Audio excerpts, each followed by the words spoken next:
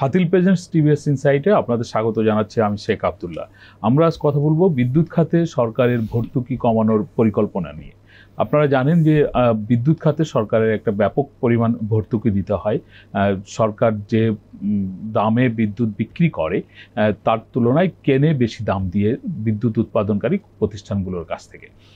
তো বিদ্যুৎ উৎপাদনকারী প্রতিষ্ঠানগুলোর মধ্যে যাদের উৎপাদন সক্ষমতা ভালো অথবা যারা ইতিমধ্যে তাদের বিনিয়োগ তুলে নিয়েছে এরকম প্রতিষ্ঠানের কাছ থেকে সরকার পরিকল্পনা করছে তাদেরকে আর ভর্তুকি না দেওয়া বা অন্যান্য যে সমস্ত উপায়গুলো থেকে ভর্তুকি দিতে হয় সেগুলোও সরকার কমানোর পরিকল্পনা নিয়েছে। আগামী অর্থ বছরেই তার প্রতিফলন দেখা যাবে। এই নিয়ে টিভিএসে আজ লিড নিউজ প্রকাশিত হয়েছে। নিউজটি করেছেন টিভিএসের বিশেষ প্রতিনিধি আবুল কাশেম। আমরা তার কাছ থেকে শুনবো যে সরকার কিভাবে ভর্তুকি কমানোর পরিকল্পনাগুলো করছে। আবুল কাশেম, আপনাকে স্বাগত জানাচ্ছি। আপনি বলছেন যে সরকার বিদ্যুৎ খাতের ভর্তুকি কমিয়ে আনার পরিকল্পনা করছে। 2026 সালের মধ্যে IMF এর শর্ত অনুযায়ী সরকার এই খাত থেকে ভর্তুকি শূন্য করে ফেলতে চায়। আসলে পরিকল্পনাগুলো কি? ধন্যবাদ আপনাকে। এখানে হচ্ছে দুটো বিষয়। একটা হলো যে সরকার ভর্তুকি কমাতে চাচ্ছে, এটা ঠিক, কিন্তু ভর্তুকিটা আসলে কেন এত বড় আকারে ধারণ করছে সেটা একটা মেজর কোশ্চেন। যে 2020-21 অর্থ বছরে আমরা যদি দেখি তখন হচ্ছে বিদ্যুতের পার ইউনিটের প্রোডাকশন কস্ট ছিল 6 টাকা 61 পয়সার মতো। তখন হচ্ছে বিদ্যুতের দাম ছিল পার ইউনিট 5.5 টাকার মতো। তারপরেও কিন্তু বছর শেষে আপনার সরকারকে সাবসিডি দিতে হতো বা ভর্তুকি দিতে হতো 8,000 কোটি টাকার মতো। এখন এসে বিদ্যুতের দাম কিন্তু আমরা হচ্ছে 7 টাকার উপরে দিচ্ছি, তো তারপরে হচ্ছে ভর্তুকি আপনার 33,000, 35,000, 40,000 কোটি টাকা হয়ে যাচ্ছে।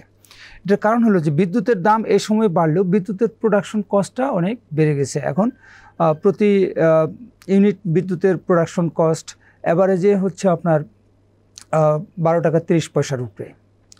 তো এই যে বিদ্যুতের প্রোডাকশন কস্ট, এত হিউজ প্রোডাকশন কস্ট, এটাকে হচ্ছে কমানোর একটা উদ্যোগ নিছে। এখানে যেটা বলছে যে আপনার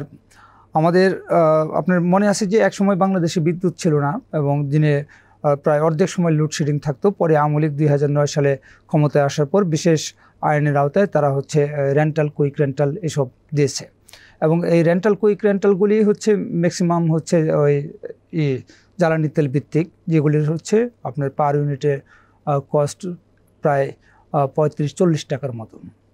এবং সেগুলি এখন সরকার ম্যাক্সিমাম সেগুলি নিচ্ছে না, কিন্তু তাদেরকে আবার ক্যাপাসিটি চার্জ দিতে হচ্ছে না নিলেও। এখানে ক্যাপাসিটি চার্জটা হলো কি, যে যখন আপনি একটা পাওয়ার প্ল্যান্ট করলেন 50 মেগাওয়াটের, তখন ওটার উৎপাদন সক্ষমতা 50 মেগাওয়াট। ফলে আপনি যদি বিদ্যুৎ না নেন তাহলেও এই 50 মেগাওয়াটের চার্জ আপনাকে দিতে হবে সরকার হিসেবে। কিন্তু এখন অর্থ মন্ত্রণালয় যেটা বলছে যে একটা পাওয়ার প্ল্যান্ট যখন হয়েছে 15 বছর আগে বা 10 বছর আগে, তখন তার হচ্ছে production cost production capacity 50 megawatt ছিল। এখন তো এটা সময়ের বিবর্তনে মেশিন টেশিন পুরানো হয়েছে, এটা হয়তো আর 50 মেগাওয়াট নাই, এটা হয়তো কমে 40 মেগাওয়াট হয়ে গেছে। তো সেই কারণে বলছে যে এটা এই রেন্টাল, কুইক রেন্টালগুলি এগুলি হচ্ছে আপনার রেগুলার হচ্ছে তার ক্যাপাসিটি অডিট করতে হবে। তার যেটুকু ক্যাপাসিটি আছে সেইটুকুর ক্যাপাসিটি চার্জ সে পাবে। কিন্তু এই ক্যাপাসিটি অডিটটা এতদিন ধরে না হওয়ার কারণে সে কিন্তু একদম সেই 50 মেগাওয়াট করে পেয়ে যাচ্ছে। সেই যে ইনস্টল সময়কার যে ক্যাপাসিটি সেটা পেয়ে যাচ্ছে। আরেকটা হলো যে এখানে ফাইন্যান্স ডিভিশন বলছে যে এখন কিন্তু আমাদের বিদ্যুৎ উৎপাদন সক্ষমতা প্রায় 26,000 মেগাওয়াট, কিন্তু আমাদের এই গ্রীষ্মকালে হাইয়েস্ট ডিমান্ড হচ্ছে 18,000 মেগাওয়াট। ফলে আমাদের প্রোডাকশন ক্যাপাসিটি অনেক বেশি আছে। তো তাহলে পুরাতন যেসব বিদ্যুৎ কেন্দ্র আছে যেগুলিতে হচ্ছে প্রোডাকশন কস্ট বেশি, সেগুলি হচ্ছে রিটায়ারমেন্টে পাঠানো। এবং এরকম হচ্ছে যুক্তরাষ্ট্রভিত্তিক একটা গবেষণা সংস্থার একটা স্টাডি থেকে অর্থ মন্ত্রণালয় বলছে যে যদি এই পুরাতন জরাজীর্ণ ইউনিটগুলিকে যদি অবসরে পাঠানো যায় এবং হচ্ছে রিনিউয়েবল এনার্জি যদি বাড়ানো যায়, তাহলে আমাদের প্রতি বছর প্রায় হলো 13,000 কোটি টাকার উপরে সাশ্রয় হবে। তো এই প্রস্তাবটা দিয়েছে। প্লাস হচ্ছে যে যেগুলি হচ্ছে ওই যেসব জ্বালানি হচ্ছে অনেক বেশি মানে অনেক বেশি দাম, ব্যয় সাপেক্ষ, যেগুলি যেমন জ্বালানি তেল বলেন, মানে ডিজেল বা ফার্নেস অয়েল, এগুলিতে বিদ্যুৎ উৎপাদনের রেট অনেক বেশি পড়ে। ফলে এই জাতীয় হচ্ছে পাওয়ার প্ল্যান্টগুলির উপর নির্ভরশীলতা কমায় সামনে রিনিউয়েবল পাওয়ার প্ল্যান্টের উপরে জোর দিতে বলছে। কিন্তু বাংলাদেশে কি আসলে রিনিউয়েবল পাওয়ার প্ল্যান্টের সম্ভাবনা খুব বেশি? এখানে আমি আরেকটু বলি যে এই যে রিনিউয়েবল পাওয়ার যে প্রসঙ্গটা আসছে, আমরা দেখছি যে আওয়ামী লীগের সময় যেসব রিনিউয়েবল পাওয়ারের প্রস্তাব অনুমোদন দেওয়া হয়েছে সেগুলি 11 টাকা 12 টাকা এরকম পার ইউনিট পড়েছে, কিন্তু হচ্ছে আপনার ভারত বা পাকিস্তানে এসব জায়গায় হচ্ছে এটা হলো 2.5 থেকে 5 টাকার মধ্যে পার ইউনিট। তো তাহলে বাংলাদেশে এত বেশি কস্ট কেন? এই কস্টটা কিভাবে কমানো যায় সেজন্য একটা হচ্ছে পলিসি প্রণয়নের উপরে অর্থ মন্ত্রণালয় জোর দিয়েছে।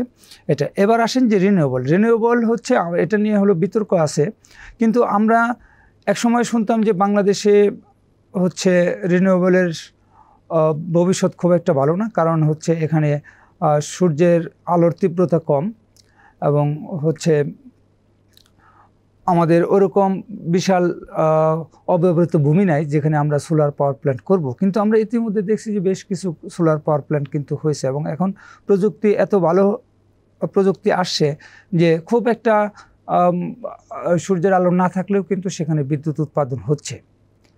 আর সরকার যেটা এখন এই অন্তর্বর্তীকালীন সরকার যেটা চাচ্ছে, যে আমি এখানে একটু বলি যে আওয়ামী লীগের সময়ে যে সোলারের পার ইউনিটের দাম যে বেশি আসতো, এটার কারণ ছিল যে জমি হচ্ছে প্রাইভেট প্রতিষ্ঠানের, তার হচ্ছে জমি কিনতে হয় বেশি দাম দিয়ে। আবার হচ্ছে আপনি যেখানে পাওয়ার প্ল্যান্টটা করলেন ন্যাশনাল গ্রিড হয়তো ওখান থেকে 5 কিলোমিটার দূরে, ফলে আপনার নিজের টাকায় হচ্ছে এখান থেকে ন্যাশনাল গ্রিড পর্যন্ত সঞ্চালন লাইন তৈরি করতে হবে। এই কারণে হচ্ছে ইনভেস্টমেন্টের সাইজটা অনেক বড় হতো। কিন্তু এখন সরকার চাচ্ছে যে সরকারের যেসব খাস জমি আছে বা ওই যে চর অঞ্চল আছে সেইগুলি হচ্ছে সরকার দেবে এবং সঞ্চালন লাইন সরকার নিজে নির্মাণ করবে, ফলে এখানে পার ইউনিটের কস্ট কমে আসবে। আচ্ছা, এখন আপনি যেটা শুরুতেই বলছিলেন যে ভর্তুকি এত বড় কেন হলো, আসলে সর্বশেষ সরকারের কাছে ভর্তুকি, বকেয়া ভর্তুকি নিয়ে অনেক আলোচনা শুনি আমরা। ভর্তুকি আসলে কি পরিমাণ আছে বা সামনে অর্থ বছরে যে কমিয়ে নিয়ে আসার জন্য যে পরিকল্পনা করা হচ্ছে, তাও সামনে অর্থ বছরে ভর্তুকি আসলে সর্বোচ্চ কত রাখতে চায় অর্থ মন্ত্রণালয়? এখানে যেটা হলো আপনার বিদ্যুৎ বিভাগ অর্থ মন্ত্রণালয়ের সাথে একটা মিটিং করছে, সেখানে আপনার বার্ষিক উন্নয়ন কর্মসূচি এবং তাদের অপারেশন কস্ট মিলে হচ্ছে প্রায় 30,000 কোটি টাকা বরাদ্দ চেয়েছিল এবং অর্থ মন্ত্রণালয়ে হচ্ছে 13,000 কোটি টাকা বরাদ্দ করার ব্যাপারে তাদেরকে একটা আশ্বাস দিয়েছে। এখানে এর মধ্যে হচ্ছে আপনার অপারেটিং কস্ট খুবই কম, অপারেটিং কস্ট হচ্ছে 57 কোটি টাকার মতো, বাকিটা হচ্ছে এডিপি বার্ষিক উন্নয়ন কর্মসূচি। এখানে আমাদের বিদ্যুৎ বিভাগ হচ্ছে নতুন নতুন অনেকগুলি প্রজেক্টের প্রস্তাব করছিল, কিন্তু অর্থ বিভাগ বলছে যে এই ধরনের প্রজেক্টের দরকার নেই, এগুলি হচ্ছে কম করে বরং রিনিউয়েবল এনার্জি নির্ভর হচ্ছে যে মানে রিনিউয়েবল এনার্জি বা রিনিউয়েবল পাওয়ার হচ্ছে উৎপাদন হয় এরকম প্রজেক্ট একটু বেশি নিতে বলছে। এবার আসেন যে আমাদের সাবসিডি, এই চলতি অর্থবছর প্রায় 40-42 হাজার কোটি টাকার মতো সাবসিডি এবং আপনার গত মাস পর্যন্ত অর্থ মন্ত্রণালয় 19,000 কোটি টাকা ছাড় করছে এবং সংশোধিত বাজেটে এটা বরাদ্দ আরও বাড়াইছে। শুরুতে এই বাজেটে 40,000 কোটি টাকা ছিল এবং সংশোধিত বাজেটে এটা আরও 22,000 কোটি টাকা করা হয়েছে, কিন্তু সেটা ছাড় হয়নি এখনও। তো তাহলে সব মিলে হচ্ছে এই অর্থবছর 62,000 কোটি টাকা এবং মোটামুটি এই অর্থবছর শেষে আগের যে বকেয়া আছে এবং এই অর্থবছরের যেটা হচ্ছে দাঁড়াবে তাতে প্রায় 68 থেকে 70,000 কোটি টাকার মতো ভর্তুকি হতে পারে বিদ্যুৎ খাতে। তো সেখান থেকে যদি 62,000 কোটি টাকা যদি ছাড় হয় বা ক্লিয়ার হয় তাহলে 8,000 কোটি টাকা বা 6,000 কোটি টাকার মতো বকেয়া থাকবে এবং আগামী অর্থবছরে ভর্তুকি কী পরিমাণ হবে সেটা এখনও ক্যালকুলেশন হয় না। এ কারণে যে সরকার আসলে তো বিদ্যুতের দাম বাড়াবে। আপনার মনে আছে যে আওয়ামী লীগ সরকার IMF-এর সাথে যে একটা কমিটমেন্ট করে ঋণ নিয়েছে, আপনি শুরুতে বলছেন যে 2026 সালের মধ্যে জিরো ভর্তুকি করবে। তো আওয়ামী লীগ কয়েকবার দাম বাড়িয়েছিল, আবার বলছিল যে 3 মাস পর পর দাম বাড়াবে। তো এই সরকার এসে দাম বাড়াচ্ছে না, কিন্তু তারা বলছে যে ইনফ্লেশন 6.5-এর নিচে নামলেই তারা হচ্ছে গ্যাস এবং বিদ্যুতের দাম বাড়াবে, ফলে সামনে দাম বাড়বে। এখন সরকার কতটুকু দাম বাড়াবে, আর এদিকে হচ্ছে আপনার প্রোডাকশন কস্ট কমানোর জন্য সরকার আরও একটা উদ্যোগ নিয়েছে, যেমন মাতারবাড়িতে আপনার যে কয়লাভিত্তিক পাওয়ার প্লান্ট, ওখানে পার ইউনিটের বিদ্যুৎ সরকার ক্রয় মূল্য নির্ধারণ করছে জাপানের সাথে আলোচনা করে 5 টাকা 8 পয়সা, 5 টাকা 80 পয়সা।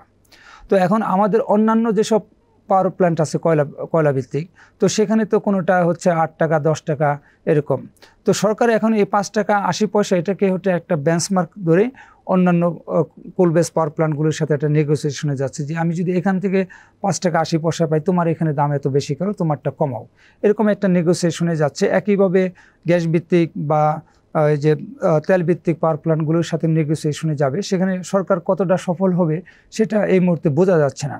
ফলে আগামী অর্থ বছরের সাবসিডি সাবসিডির সাইজটা কেমন হবে সেটাও ক্যালকুলেশন করা একটু কঠিন হচ্ছে। ধন্যবাদ আবুল কাশেম আপনাকে।